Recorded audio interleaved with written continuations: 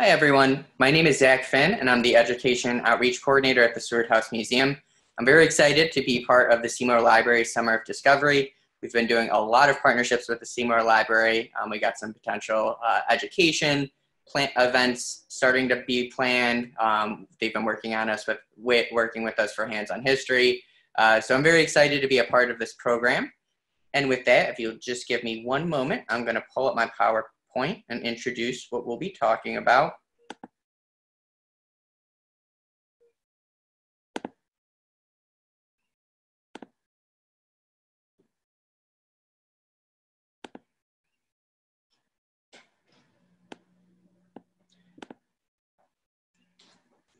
Excellent, and there we go. So today's talk is titled Seward Family Road Trip, William and Fanny Stewart's 1860 Cross-Country Campaign. Again, my name is Zachary Finn, and I'm the Education Outreach Coordinator at the Seward House Museum.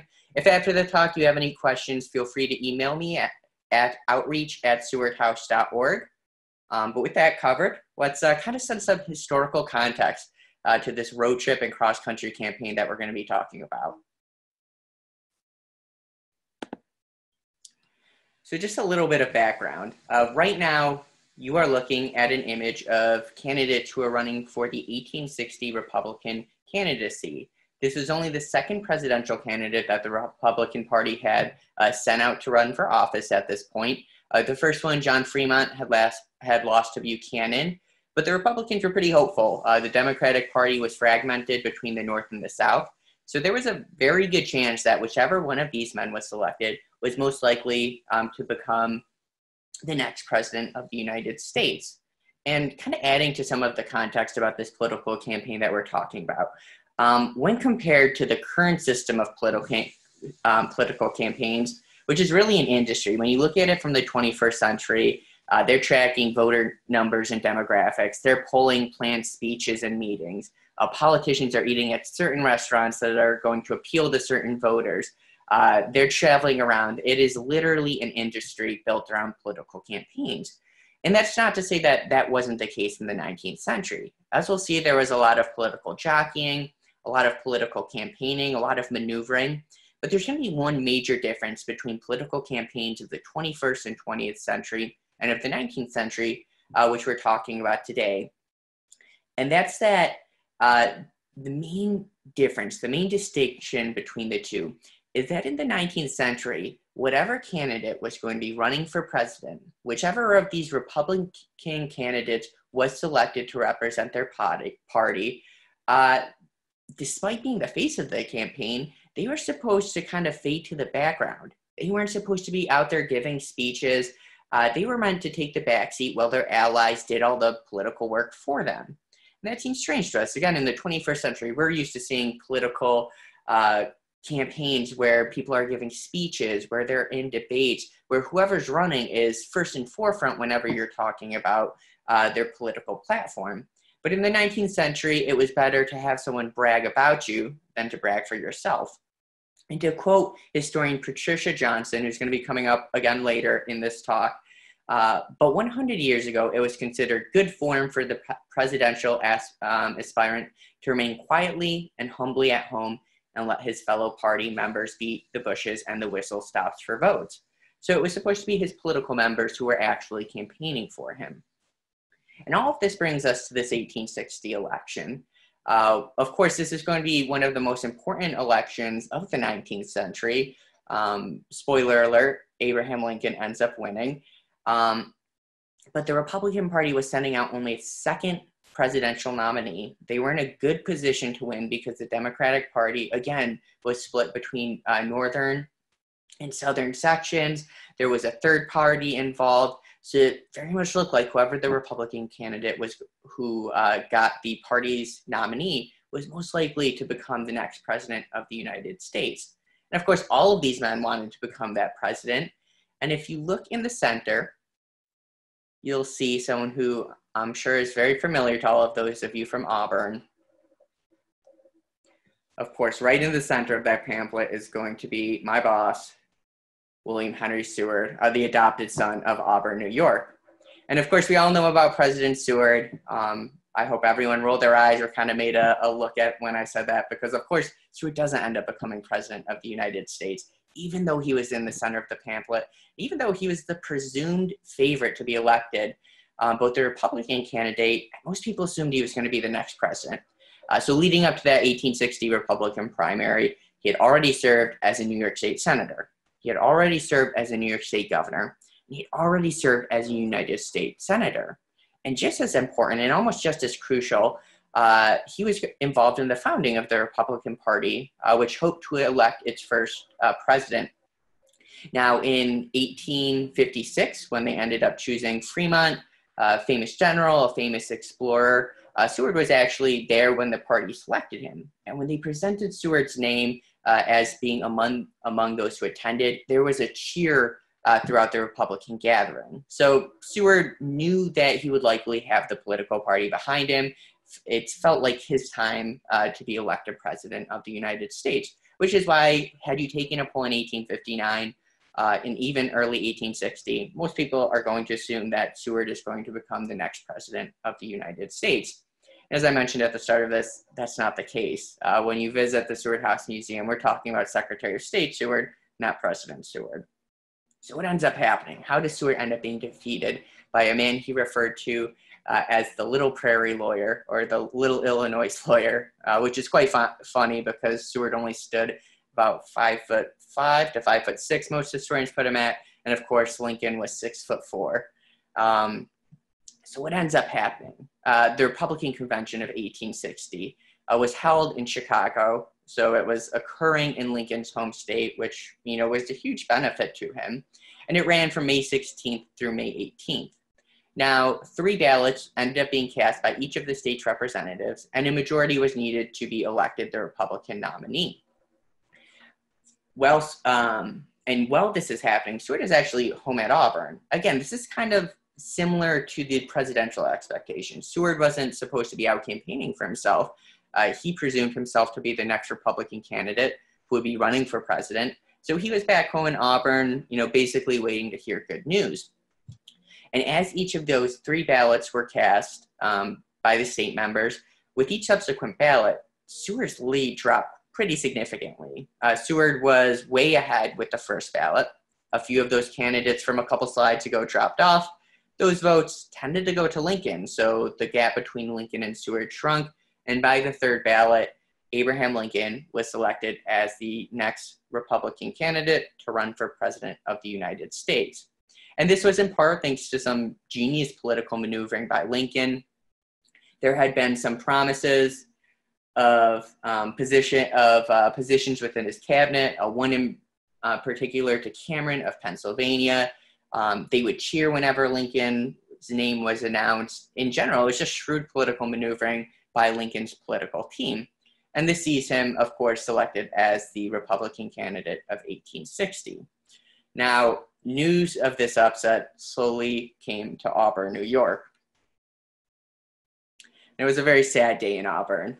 So Seward was in Auburn, as I mentioned earlier, when he heard news of the defeat. He was surrounded by his family. He was surrounded by friends. They were basically getting ready to celebrate Seward being elected as the Republican nominee. And he was sitting in his gardens in the summer house, which is at the very north end of the property. And you can see kind of a recreation if you're to visit the grounds now. For those of you who have stood in front of the Seward house, way past the Griffins here, kind of to where my mouse is where the summer house is. So where Seward went to write speeches and to kind of pull his thoughts together. So Seward was sitting there with friends and family, waiting to hear the news that he had been, elected as the Republican candidate, when his close friend and physician, Diamond, makes his way to the garden where where everyone was gathered, and proclaims, "Oh God, all is gone, gone, gone. Abraham Lincoln has received the nomination." So this is how Seward finds out about this defeat. At home, surrounded by his friends and loved ones, a close friend proclaiming that he had been upset by this little-known politician at the time, in Abraham Lincoln, a long shot. Seward stands up, and he bears it quite stoically, quite gracefully, as Fanny Stewart, who I'll introduce in the next few slides, writes in her journals. But the reason for the Griffins above is because there's a newspaper report. Now, I've heard it and read it both ways, depending on which historian's quoting it, that one of these reports said that the Griffins or the Terracotta Lions, which are a little bit closer to South Street if you're visiting, began to weep. It was just a somber scene in Auburn. It was, of course, a stunning upset. Seward's political aspirations dashed before his friends and family. Surely this stung Seward's pride. And again, there were a few reasons for this upset. First of all, Seward's stances were more well-known than Lincoln's. That 40-year political career that saw him, shift between 3 different political parties. All of Seward's beliefs, all of his speeches, those kind of came back to haunt him in this 1860 election. Now, though his and Lincoln's, their stances on a lot of the main issues that the Republicans were looking to support aren't that different. Lincoln was a little bit more unknown than Seward, so they believed him to be more moderate, which is why they ended up selecting Lincoln. Also, there was a promise of a cabinet position to Pennsylvania's Simon Cameron. Pennsylvania was one of those important swing states back then, as it is today, actually. But as an important swing state, Abraham Lincoln realized that, or rather Abraham Lincoln's team realized that they needed to get Pennsylvania support. So they promised Cameron a position in the cabinet. I believe he ends up being the first Secretary of War before they end up giving that to Stanton. But another thing is Seward was a lifelong politician. He had made a couple enemies along the way. That includes his former friend Horace Greeley, who was campaigning at the 1860 Republican Convention to try and get someone else elected. So Seward had all of that going against him. Of course, this leads to Abraham Lincoln becoming the Republican nominee. And just to kind of recap, to boil it down to a sentence or two, this was a stunning upset that surely hurt Seward's pride. I don't think anyone would have been surprised had he simply stayed in Auburn and licked his wounds. This was embarrassing. In a national spotlight, he had been upset, but that's not what Seward does. Seward instead takes to the campaign trail to stump for the man who had just defeated him. And this is the eventual result of that 1860 presidential election. And I apologize, I think my face is in the way, so I'm going to shift this over so we can see it here. There we go. So that's not what Seward did. Seward didn't stay in Auburn. He realized how much was at stake. And, had he stayed in Auburn, we would have a much shorter House tour. We wouldn't likely be talking about his Secretary of State experience or his Secretary of State career. Had he stayed in Auburn, that really would have changed the historical narrative of the 19th century. But it did take some convincing. Seward was surely hurt, and it takes Seward's close friend Charles Francis Adams, who convinced him that just like Adams' grandfather and father, who had been one-term presidents, who had both lost re-election bids and some pretty nasty campaigns, and then gone on to serve their country in different political positions, that Seward needed to help rally the Republican Party behind Lincoln. The stakes were frankly, too high for Seward to stay in Auburn and moat. And Seward needs this. Seward realizes this after some convincing by Charles Adams and some other important members of his political allies of the Republican Party. He does agree to help the campaign and to stump for Lincoln. And here we can see a quote included in Starr's biography of Seward, the definitive biography of Seward, page 197, where Seward is writing to his close political ally and political campaign manager, Thurlow Weed, and he states, "Some part, perhaps a considerable one, of the responsibility of electing Lincoln rests upon us." It was important to get the North behind Abraham Lincoln because the Democratic Party was split. As, when we look at this map, we'll see it was important to get the North and the Republican Party throwing all of its weight behind Abraham Lincoln and supporting him in its entirety. So before we dive into the campaign and the specifics, and I introduce Fanny, let's look at the eventual results of the election of 1860. Spoiler alert, I'm sure all of you know this, Abraham Lincoln ends up winning and becoming the 16th president of the United States. But this is how the Electoral College pans out. it is basically divided down the Mason-Dixon line, with the North going to Lincoln, who was the Republican candidate. We can see Missouri ends up going to Douglas, pulling some of the Democratic votes away from Breckinridge, who is the candidate of the South. And then Bell takes the middle territories, or middle states rather. So it was extremely important to get the North completely supporting Abraham Lincoln, because the votes were going in so many different directions and there were so many different candidates. And when we look at Seward's political campaign and the road trip rather that he and Fanny take, basically they're going to start in New York and they are going to stay in all of these northern territories, rallying the Republican Party behind Lincoln. Although they do make a quick break and make their way to Kansas, which is technically not a state at this point and didn't have any votes to contribute to the electoral college. We'll talk about that in a moment. So starting in early August, Seward sets out to visit Windsor, Vermont. He gathers together with some of his political allies. He goes and visits Bangor, Maine, where he was greeted by throngs of spectators who he encouraged, of course, to vote for Lincoln. And then he makes his way south, visiting Exeter, I apologize if I mispronounced that, and Boston. And this whole time he's stopping, basically taking railways, stopping at different stations, and delivering speeches in what he called a whistle-stop tour. Now, after this whirlwind tour of the Northeast, he makes his way, he returns briefly to Auburn before setting back out on September 1st to tour throughout New York and throughout much of the Midwest. And his biographer, Walter Starr, who I mentioned earlier, notes that this is the most important campaign tour of his life. And realistically, this is probably one of the most important campaign tours of the 19th century, getting the Republican Party behind its candidate in Lincoln. But while Seward had stopped in Auburn in between the first leg of the campaign that sees him toward the Northeast and the rest of the trip that would take him all throughout the Midwest and throughout New York, his party grows in size. You know, he doesn't want to go on this campaign alone. So he ends up bringing Ellen Perry, George Baker, James Nye, a New York politician, and of course his daughter Fanny, who joins him for several different reasons. But here we see a picture of Fanny. And there were several good reasons to have Fanny Seward, attend on this campaign. Firstly, she and her father were close. Seward's career often pulled him away from home, so this was a chance for Seward to spend a lot of time with his daughter Fanny, who his wife Frances referred to as a shadow whenever he was around because she wanted to spend so much time with him.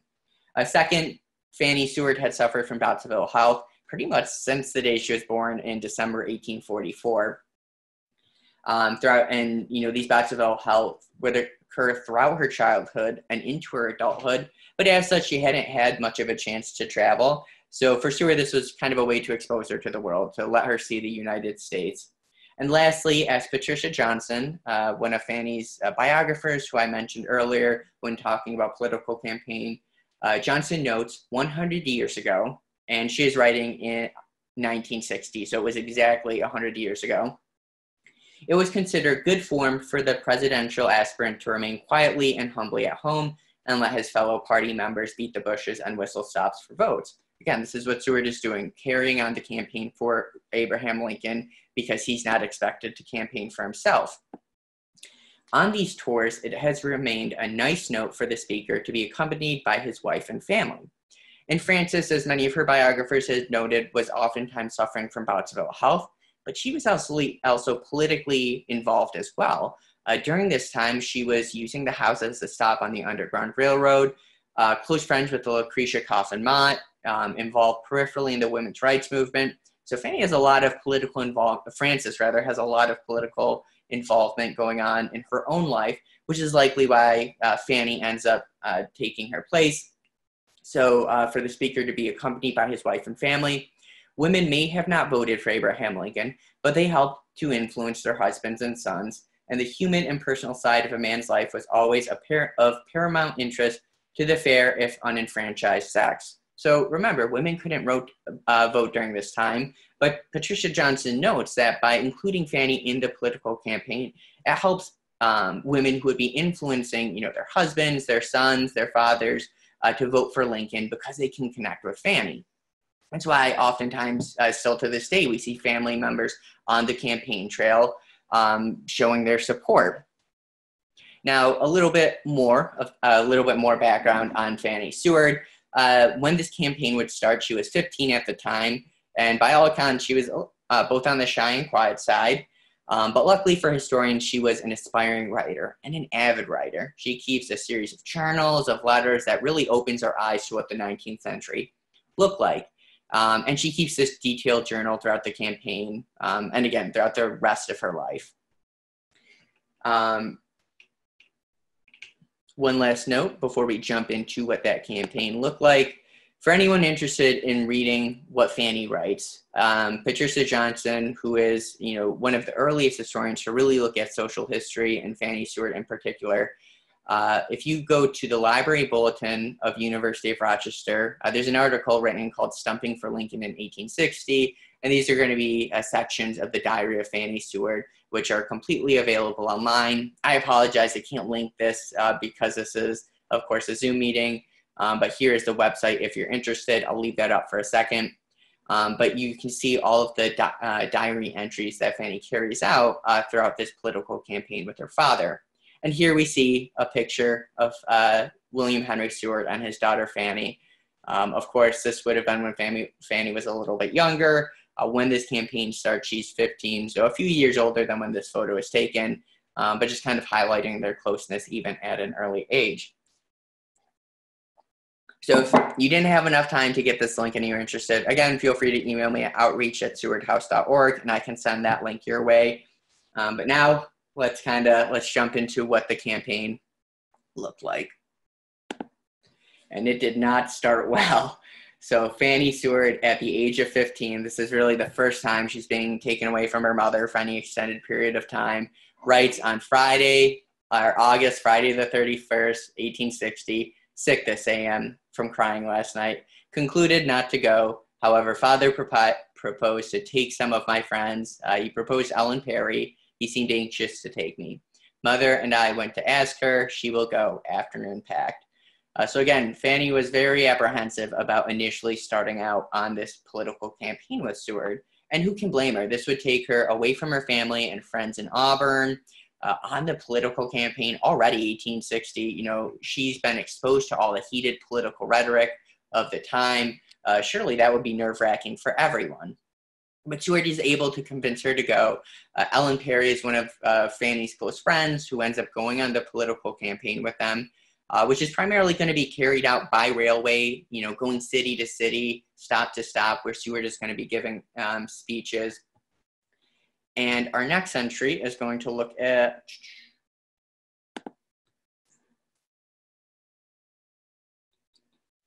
Saturday 1st, 1860. So this is only the next day. So started on campaigning tour to return probably from Milwaukee. The party consists of father, William Henry Seward, Ellen Perry, Mr. Baker, and myself, Louisa to be left at St. Catherine's, and John. At Syracuse General, Nye met with us, his daughter, and Nye is a New York State politician. They make it to Niagara at 8. They spend some time at the International Hotel. Splendid torchlight procession brought father in. They start lighting off Roman candles. Seward speaks, our father, General Nye, Governor King, Governor Chase, who would go on to serve in the cabinet as well. At Lockport and Albion, father called out by crowds, cannons, etc. So this very first stop, Fanny is already seeing all of the kind of pageantry of 19th century politics. She mentions the torchlight processions. She mentions Roman candles, cannons being fired. This was as much of a show as it was a campaign, bringing people together to celebrate supporting the Republican Party. One of those groups that shows up to support Seward at Niagara was the Wide Awakes, which is a semi-militant group of young Republicans who would turn out in full force throughout this campaign. Fanny mentions them constantly. They are rallying their friends and family, bringing them out to these speeches, and some of these crowds grow to the size of, I think it was 20,000 was the biggest number I read. So here we can see one of the banners or one of the posters that the Wide Awakes party would be carrying, taking from Connecticut history.org, and they do a really great write-up on the Wide Awakes history and their platform. And then from Niagara, their next stop would be Detroit, Michigan.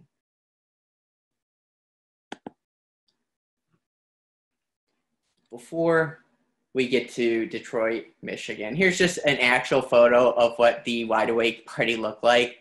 So in her next entry in September 3rd, she wrote that father brought up soon after a long procession of the Wide Awakes. And here they are. They kind of dress in military garb. They were noted of having like these black robes that were very slick and very shiny, which you can kind of appreciate in this picture. They're a quasi-military fraternal order, and they supported Lincoln and the Republican Party. Most of their supporters were younger Republicans. They were known for wearing those dark, shiny capes. They were opposed to slavery. Certainly the expansion of it, which is kind of the platform that Seward and Lincoln both take, contain it to the South. It's a failed economic system, let it die out on its own, or use court systems to eventually make it illegal. As Fanny notes in the journal entry above, they would turn out in force, and they really became kind of important visual supporters of Lincoln as well. And for Southerners, they became a bit of a concern because of the quasi-militant component of this fraternal order. A lot of the newspaper articles in the South are writing comments comparing the militarization of the North and this aggression, kind of pointing to the Wide Awake Party, which, you know, it certainly didn't look like it at the point. They were basically turning out to support the Republican Party. But here's a good look at, here's an actual photograph of the Wide Awakes, and we've got one more image. And this is what Seward and Fanny would have been exposed to while they're traveling town to town, gathering support for President Lincoln, for the Republican Party. No wonder this left an impression on Fanny. These are impressive events, and to see her father at the heart of it must have been pretty amazing for any young person. All this fanfare, and at one, Fanny estimates that the procession must have been a mile long. And this is one of the earlier journal entries. She goes on to estimate that one of the other torch processions must have been 2 or 3 miles. So these are huge gatherings. And here you can see that the Wide Awake Party gathering together, basically a giant parade filling up the city. I believe this one in particular, which is taken from New England Historical Society, depicts a scene in Manhattan. You can see the political banisters that they would be displaying. And you can just imagine one of these walking through your towns. Obviously, that it would garner your attention. It's a huge spectacle, a huge parade. At the head of it, or being brought up from the rear until he's at the front of everyone, would be William Henry Seward to deliver a speech supporting Abraham Lincoln. And there was Fanny there, you know, witnessing it all. And we're not going to go through and look at every single stop they make because it would be an exhaustive list, and this would be a very long lecture. And I promised to keep it relatively short. But some of the places they stop in Lansing, Kalamazoo, Milwaukee, Madison, Chicago, Quincy, Springfield, St. Louis, and St. Joseph, LaPorte, Lawrence, which was in Kansas, which was still a territory at this time, so it wasn't technically a state. But this is an important stop for Seward, as we'll see later in the talk. Lastly, they end up in Cleveland, Buffalo, and finally Auburn in October after a month of traveling on railway, on steamboat, by carriage. This is a busy month for both Seward and Fanny. So as I promised, I'm not going to go through and do each journal entry at each stop. This would be a very long talk. Instead, we're just going to go over some of the highlights from Fanny Seward's journal. And if you're interested in learning more, again, email on me and I can send you that complete list that Patricia Johnson pulls together. So here we see a journal entry from their stop in Lansing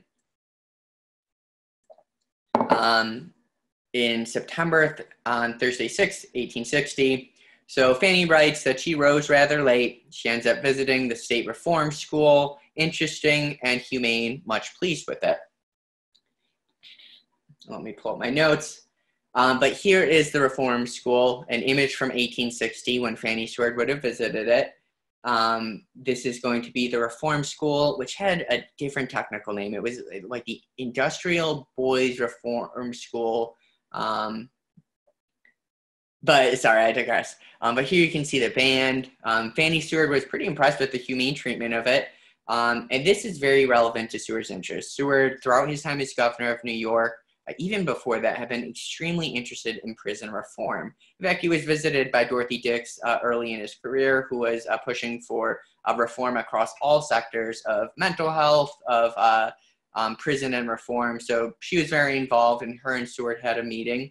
So it's kind of natural that they would make a stop here. And after leaving Lansing, Fanny writes that they supped and stayed with Mr. and Mrs. Seton, agent resident of the state's prison. So a couple of these stops are kind of influenced by the Seward's political interests. They were interested in prison reform. Of course, with Auburn State Penitentiary, being at the heart of the city that they grew up in, it makes sense that as they're traveling nationally, they would stop and compare to other states and see what they could learn.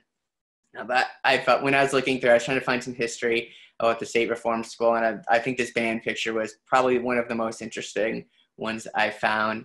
And if you want to learn more about that, just you can visit the Lansing State Journal. They have a whole write-up and a series of photographs taken from the 1860s was the earliest one I found, luckily for me for this talk, and even some into the 20th century. And after Lansing, sorry, let me move myself back.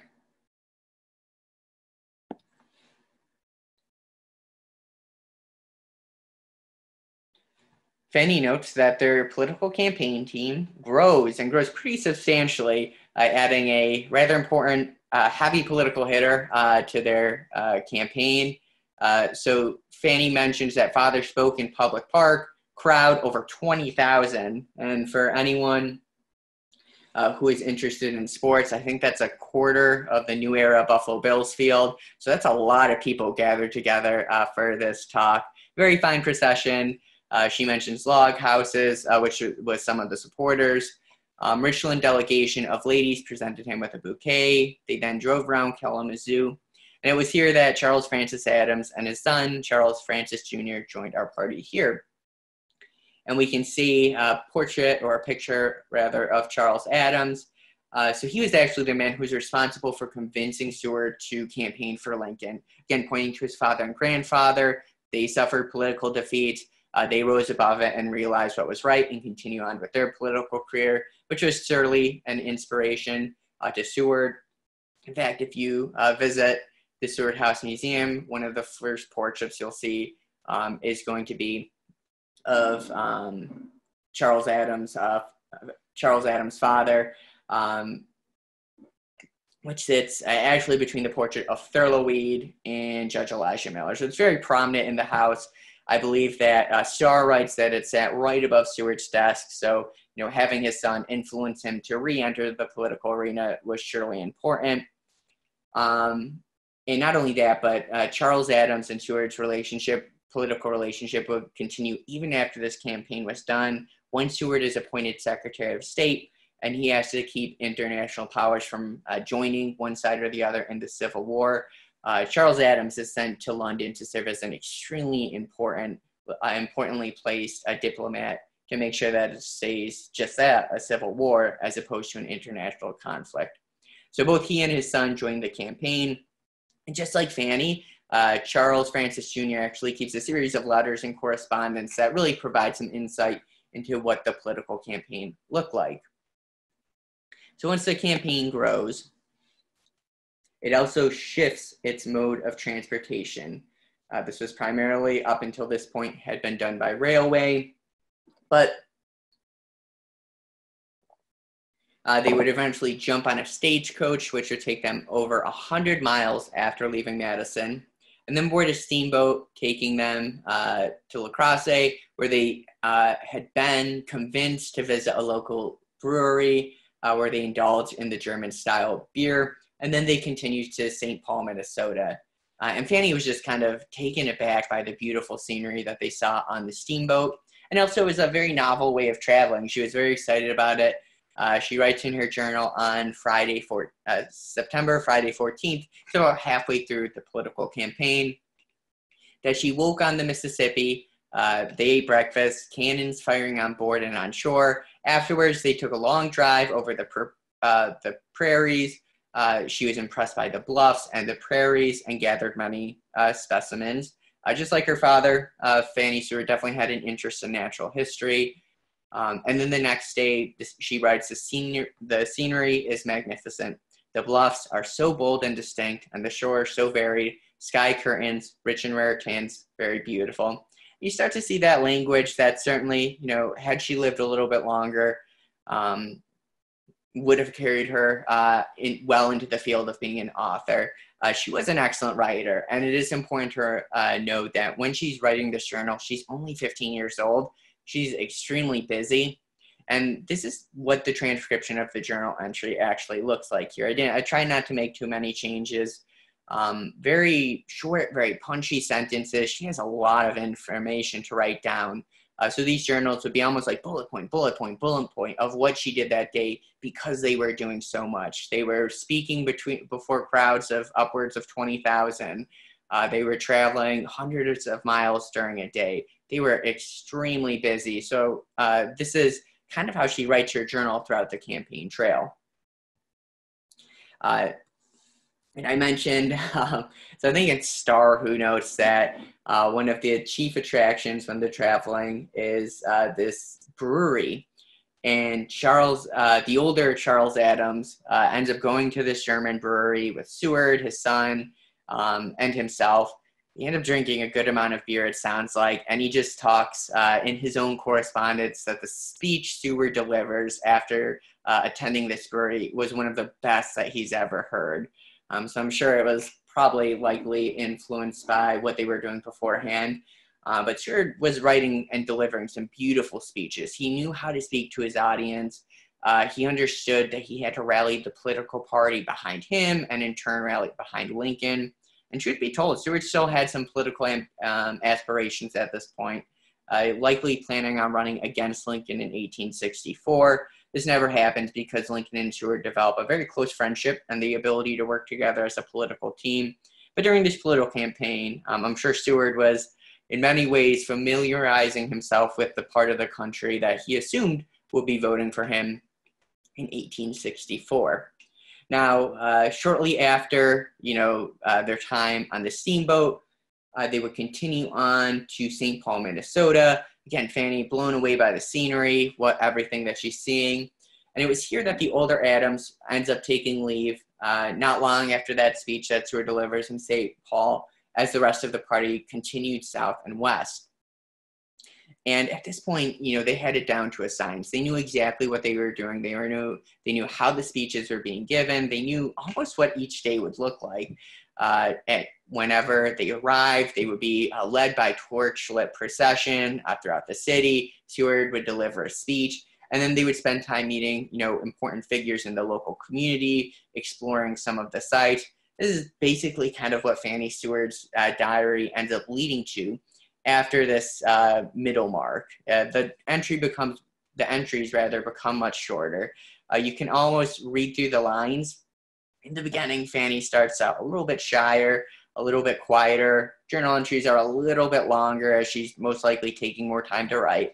But as she finds herself kind of folded into the campaign, meeting people, exploring new communities, the writing becomes much shorter. And, maybe I'm reading too much into it, but, kind of my assumption when I'm reading it is that Fanny's becoming much more involved in the campaign.